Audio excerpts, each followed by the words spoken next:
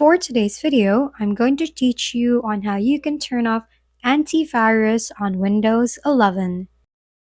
On your desktop, select Start button and type Windows Security to search for the app.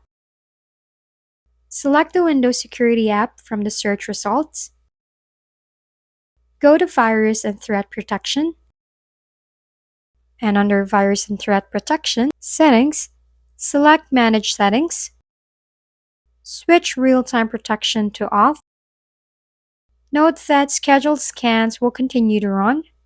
However, files that are downloaded or installed will not be scanned until the next scheduled scan.